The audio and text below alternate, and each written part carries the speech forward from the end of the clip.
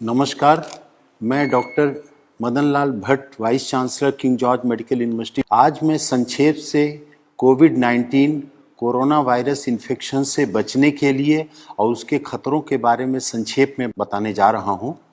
सबसे पहले मैं ये बताना चाहूँगा कि विश्व में 98% कोरोना वायरस के मरीज माइल्ड नेचर के हैं, केवल 2% मरीज गंभीर हैं। इन 98% मरीजों को अगर केवल अपने स्वास्थ्य का ध्यान रखें, आराम करें और किसी तरीके की कोई स्ट्रेस या टेंशन न लें तो ऐसे मरीज स्वतः ठीक हो सकते हैं। केवल 2% ऐसे मरीज हैं जो गंभीर स्थिति में हैं और उनकी खतरे के लिए उनके साथ ज़्यादा उम्र का होना, 65-70 साल से ज़्यादा की उम्र, डायबिटीज़, ब्लड प्रेशर, किडनी या कैंसर जैसी किसी बीमारी से ग्रसित होना या शरीर की रोग प्रतिरोधक क्षमता किसी अन्य कारण से कम हो जाने के कारण उनको खतरा है। वास्तव खतरा तो 1% से कम है, क्योंकि कम्युनिटी स्प्रेड जो विश्व में हो गया है इस समय, जो सर्विलांस सोसाइटी में हो रहा है कम्युनिटी में, उससे ये देखा जा रहा है कि हजारों हजार मरीज ऐसे हैं और भारतवर्ष में 60 से 70% ऐसे मरीज हैं जो एसिम्टोमेटिक हैं। अगर उन एसिम्टोमेटिक मरीजों को देखा जाए तो भारत में भी मृत्यु दर 1% से कम है। वास्तव में मृत्यु दर तो 3% है जिन मरीजों को देखा गया है, लेकिन वास्तविकता ये है कि अगर सोसाइटी का पूरा सर्वे किया जाए तो 1% से कम मृत्यु दर निकल के आएगी।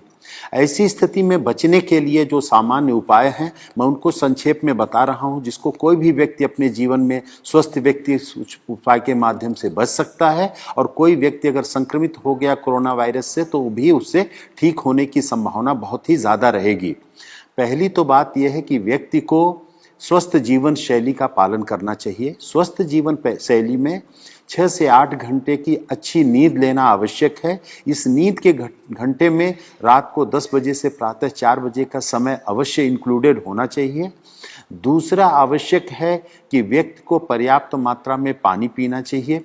पर्याप्त पानी में 3 से 4 लीटर या 5 लीटर तक गर्मी में धूप में निकलने वाले व्यक्ति को, और इस गर्मी के बावजूद भी गुनगुना पानी लेना स्वास्थ्य के लिए ज़्यादा हितकारक है। तीसरा जो अति आवश्यक विषय है कि सुपाच्य पौष्टिक भोजन लेने की आवश्यकता है समय समय से, और फलों और सब्जियों का बहुतायत में प्रयोग करने की आवश्यकता है। इस समय पे fast food, junk food, cold drinks, ice cream, इन सब से बिल्कुल बचने की आवश्यकता है। स्मोकिंग से बिल्कुल बचने की आवश्यकता है। और कुछ ऐसी औषधियां हैं जो पूरा विश्व जिनकी गुणवत्ता को मानते हुए प्रयोग कर रहा है, वो भारत के आयुर्वेद में भी प्रचलित हैं, उनका भी प्रयोग करने की आवश्यकता है बचने के लिए और इलाज की दृष्टि से भी। इसमें सबसे आवश्यक है जो सिट्रस फ्रूट्स हैं, नींबू, संतरा, मौसमी, उनका सेवन करना। नींबू को गुनगुने पानी में डाल करके अदरक के टुकड़े के साथ अगर उनको उबाल के लिया जाए तो वो रोग प्रतिरोधक क्षमता भी बढ़ाता है और कोरोना में ठीक होने की संभावना भी बढ़ावा देता है। उसके साथ गिलोय रोग प्रतिरोधक क्षमता बढ़ाती है। गिलोय का काढ़ा लेना या अदरक, काली मिर्च का काढ़ा लेना तुलसी के पत्ते के साथ उबाल करके सुबह शाम लेना भी इसमें हितकर है। दिन भर गर्म पेय पदार्थ लेते रहना, जैसे हर्बल टी है या ग्रीन चाय का प्रयोग करना भी इसमें स्वास्थ्य के लिए हितकर है। हल्दी का भी ऐसा प्रभाव देखा गया है कि रोग प्रतिरोधक क्षमता भी बढ़ाती है, वायरल इन्फेक्शन से बचत करती है।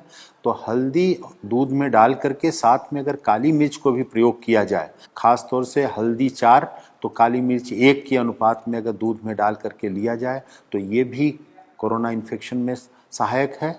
और लहसुन में भी एंटीवायरल प्रॉपर्टीज़ देखी गई हैं, तो लहसुन, काली मिर्च और अदरक का मिश्रण भी प्रयोग किया जाए कच्चा या खाने के साथ सलाद के रूप में थोड़ी सी मात्रा में, तो ये भी रोग से बचाने में सहायक है। और कोई भी व्यक्ति इसमें जो संक्रमित होता है अगर वो तनाव बहुत नहीं लेगा, घबराहट का शिकार नहीं होगा और अपनी कोमॉर्बिड कंडीशंस जो भी हैं, अगर डायबिटीज़ है, थायराइड की प्रॉब्लम है या अन्य कोई प्रॉब्लम है, तो उसका समुचित उपचार लेते रहें और उनसे बचने की आवश्यकता है। अगर वो बीमारी कंट्रोल में रहेगी तो इससे खतरा उतना नहीं होगा।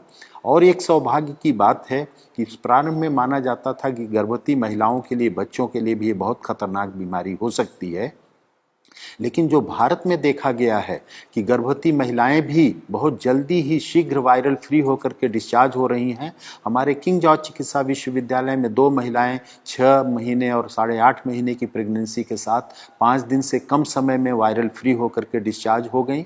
छोटे बच्चों में भी 3 महीने का बच्चा, एक गोरखपुर में, हमारे यहाँ 2.5 वर्ष का एक बच्चा, उत्तर प्रदेश में एक और 9 महीने का बच्चा, ऐसे महाराष्ट्र में भी छोटे बच्चे नवजात शिशुओं को वायरल इन्फेक्शन से, इस कोरोना वायरस से मुक्ति बहुत ही शीघ्र मिल गई।